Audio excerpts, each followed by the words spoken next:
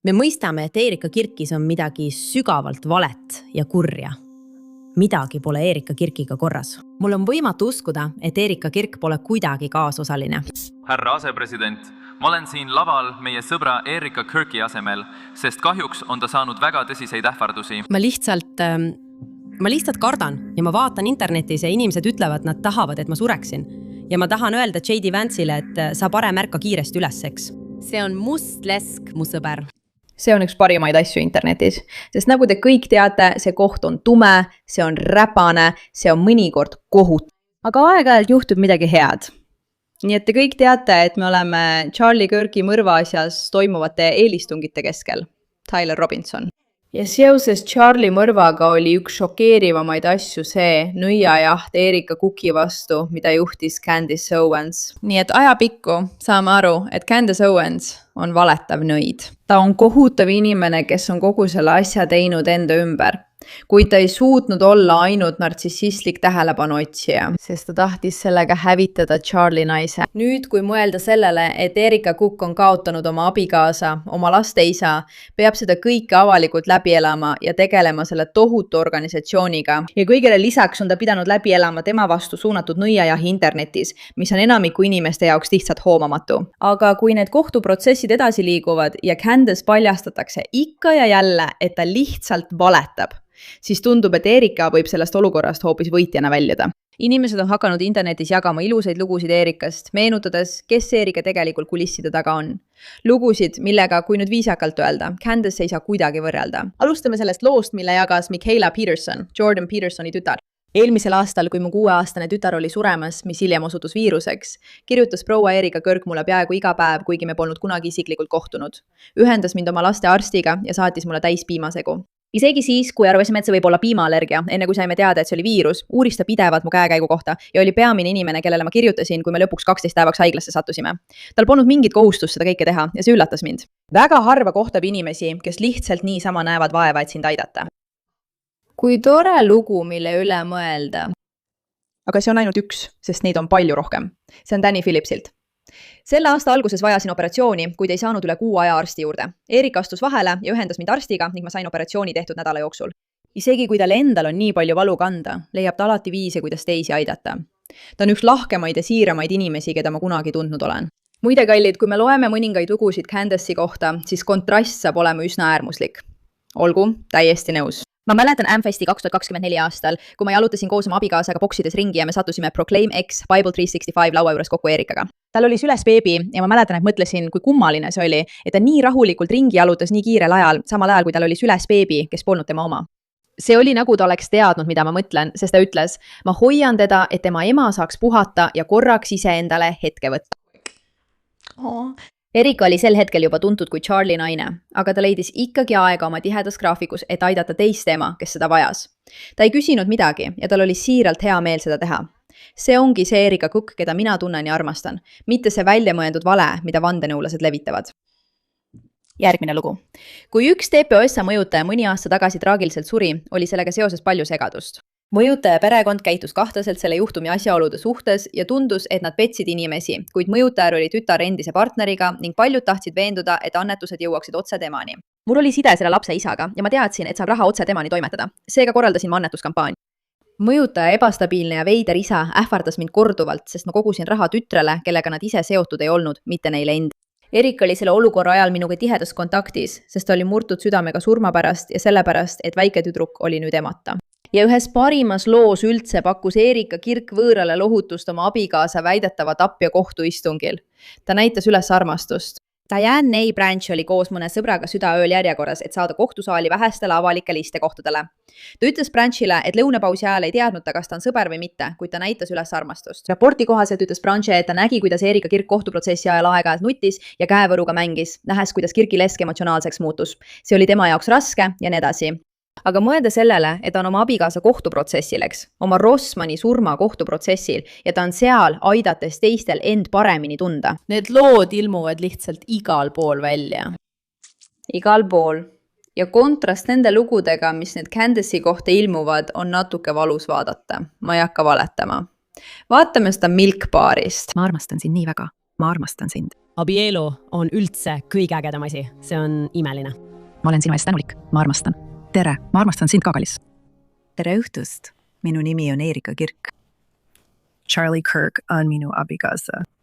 Me mõistame, et Erika Kirkiga on midagi sügavalt valesti ja temas on midagi kurja. Midagi pole Erika Kirkiga korras. Mul on võimatu uskuda, et Erika Kirk ei ole kuidagi kaasosaline.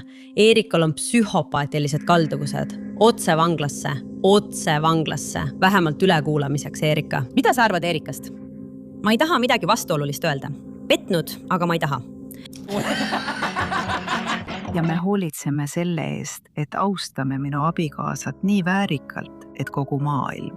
Tiim, mis oli ja saab olema tema visioon ja... Lihtsalt ma tunnen end nii õnnistatuna.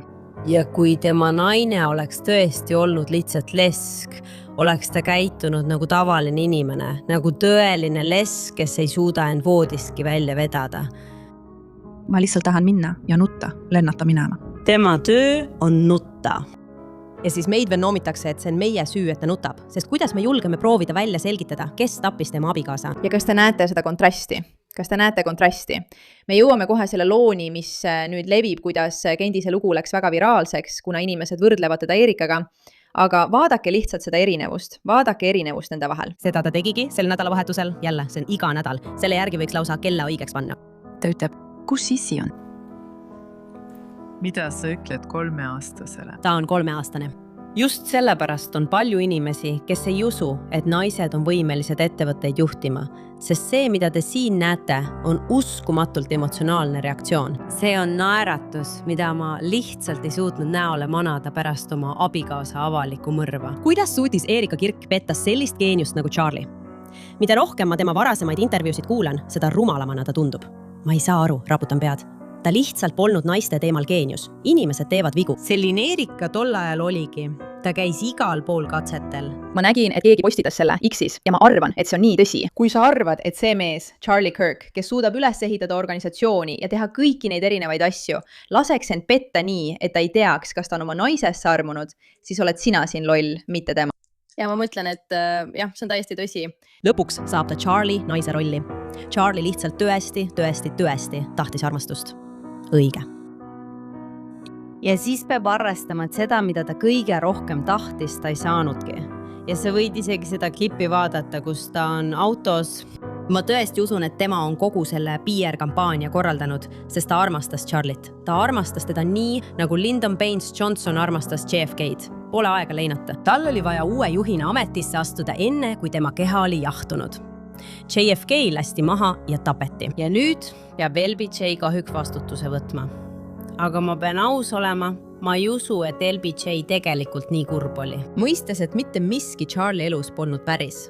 See on asi, mis hoiab mind öösit üleval.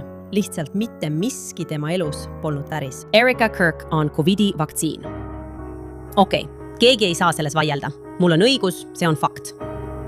Ja sa mõtled, kas see vaktsiin tapab meid kõiki? Sest see on ohutu ja tõhus. On nüüd järsku leinav lesk. Selle asemel, et oma meest näägutada, hindan ma tema rasket tööd. Nagu ma ütlesin, see on korduv taktika, et saada emotsionaalset reaktsiooni öeldes, vaadake, ta on hädas olev neiu. Ja keegi ei peakski, sa lihtsalt pead talle kaasa tundma. Nagu ma ütlesin, ta on lihtsalt tehnoloogia tükk, ta pole isegi midagi, mida vihata või mille peale pahane olla.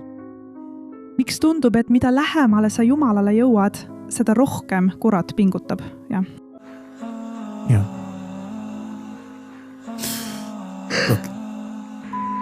See demonic Erika.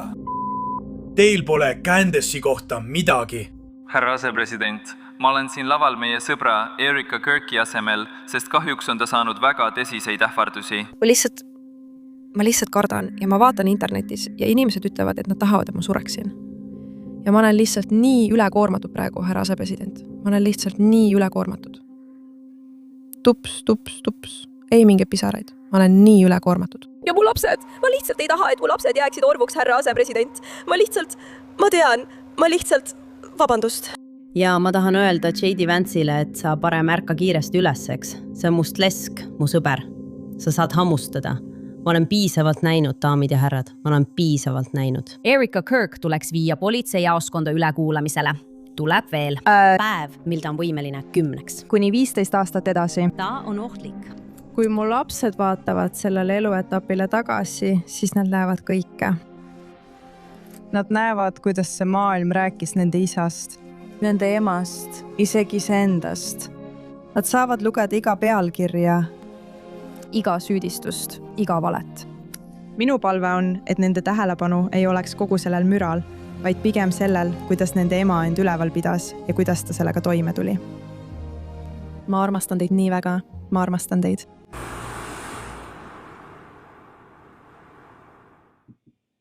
Okei, kas ma olen ainus, kes seda ikka veel seedib? Moi. Vau. Okei. Aga me rääkisime valguse ja pimeduse vastasseisust, mu sõbrad. Kui sa seda tegelikult otsid, siis sa leiad selle. Aga me ütlesime, ja see on oluline, et me näitame, mida inimesed ütlevad Candace'ist internetis. Nii et teeme natuke seda ja siis lõpetame selle video. Okei, see on Jojo Bobilt. Ma näen palju toredaid lugusid Erika Kirki kohta. See on natuke seotud. Kui mina ja mu naine olime värsked lapsevanemad, otsustasime naiivselt võtta oma 2-kuuse tütre kaasa reisile üle riigi New Yorki, et osaleda ühel üritusel, kus ma esinesin. Me jõudsime kohale ürituse toimumispaika ja kogu ürituse meeskond oli üliõnnelik, et sai kohtuda meie pere uue liikmega. Meie tütar oli just hakanud naeratama ja ei suutnud enam lõpetada. Me tervitasime kõiki. Kui uksed avalikkusele avati, liikusime meie lava taha. Mu naine pidi meie last toitma, nii et me leidsime üles puhkeruumi. Ainus probleem oli see, et kuigi ma olin 1-2 esinejast, oli teine esineja natuke tiiva ja meile öeldi, et me ei tohi sisse minna. Nii et selle asemel, et istuda esinejate puhkeruumis diivanil ja toita meie tütart, leidsin ma kokkupandava tooli ning mu naine toitis teda ürituse tööstuslikus köögis. Ürituse toimumiskoht oli nii üles seatud, et lavale jõudmiseks tuli minna läbi köögi. Umbes 15 minutit enne ürituse algust liikus teine esineja koos oma turvameeskonnaga läbi köögi, kuhu meid oli pagendatud. Olin selle tiimiga mitmel üritusel osalenud, nii et tundsin kõiki ruumis viibijaid. Nagu arvata oli, hakkasid kõik meie armsa naeratava tütre üle heldima. Käisin ringi ja tutvustasin teda kõigile issi töökaaslastele, välja arvatud ühele. Välisukse najal, selg kõigi poole pööratud ja olles juba minu perele köögis mööda kõndinud, seisis Candace. 10-15 minutit ei pööranud ta, hoolimata kõigist meie armsa beebi üle heldimistest kordagi ümber. See oli väga piinlik. Lõpuks oli aeg üritusega alustada. Ma suudlesin oma naist ja tütart, kui nad läksid puhkeruumi, kuhu meid varem ei lubatud. Minu sissejuhatusmuusika hakkas mängima, nii et ma kõndisin Candace'ist mööda lavale ja me teeskasime, et oleme sõbrad. Siin on üritus.